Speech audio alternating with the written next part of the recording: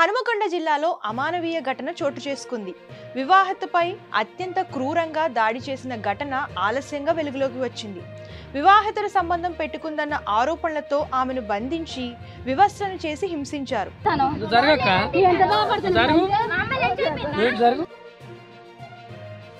హన్మకొండ జిల్లా ధర్మసాగర్ మండలం తాటికాయల గ్రామంలో 5 రోజుల క్రితం అమానవీయ ఘటన చోటు చేసుకుంది. వివాహితను వివస్త్రన చేసి జననాంగాల్లో జీడిపోసి విచక్షణ రహితంగా దాడి చేసిన ఘటన ఆలస్యంగా వెలుగులోకి వచ్చింది.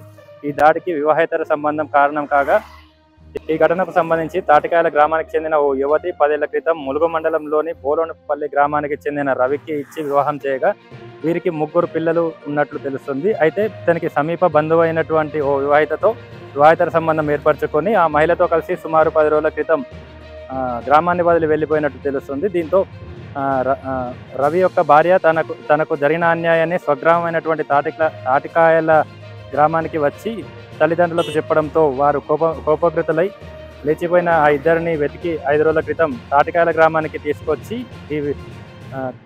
ఈ విచక్షణ రహితంగా దాడి చేశారు. ఇద్దరికి జుట్టు కత్తిరించి తనకి గుండుకేయించిన బంధువులు, ఇటు పెద్దలు ఆ మహిళను ఓ మంచానికి కట్టేసి విచక్షణ రహితంగా వివస్త్రను చేసి జననాంగాలపై జీడిపోసి చిత్రహింసలకు గురి చేస్తుండగా, తప్పు చేశాను క్షమించండి అని వేడుకున్నప్పటికీ అతని బాధిత మహిళను పలువురు ఇష్టారీతిగా దాడి చేసి జననాంగాల నుంచి తీవ్ర రక్తస్రావం అవుతున్నప్పటికీ వదలకుండా వారిపై దాడి చేసినట్టు తెలుస్తుంది. తర్వాత ఇద్దరిని ఇలా విచక్షణ రహితంగా దాడి చేసిన తర్వాత వారు తప్పించుకొని పారిపోగా ఇద్దరు ఎటు వెళ్లారు అన్నది ఇప్పటివరకు ఆచూకీ తెలియకుండా పోయింది.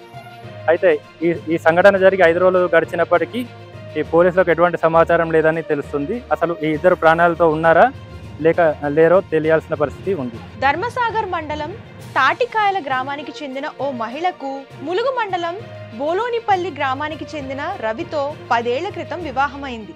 వీరికి 3 పిల్లలున్నారు. అయితే అతడికి సమీప బంధువైన మరో మహిళతో అక్రమ సంబంధం ఏర్పడింది. దీంతో ఇద్దరు 10 రోజుల క్రిందట గ్రామాన్ని వదిలి వెళ్లిపోయారు. ఈ విషయం రవి మొదటి భార్యకు తెలియడంతో ఆమె తల్లిదండ్రులకు చెప్పింది. కోపంతో రగిలిపోయిన కుటుంబ సభ్యులు ఇద్దరిని వెతికి పట్టుకున్నారు. గ్రామానికి తీసుకొచ్చి బంధించి విచక్షణ రహితంగా దాడి చేశారు. ఈ క్రమంలోనే మహిళను మంచానికి కట్టేసి వివస్త్రన చేసి దారుణంగా కొట్టారు. ఆ తర్వాత ప్రైవేట్ పార్ట్లో జీడిపోసి చిత్రహింసలకు గురి చేశారు. తప్పు చేశాను క్షమించండి అంటూ బాధిత మహిళ వేడుకున్నా కనికరం చూపకుండా అత్యంత దారుణంగా వ్యవహరించారు.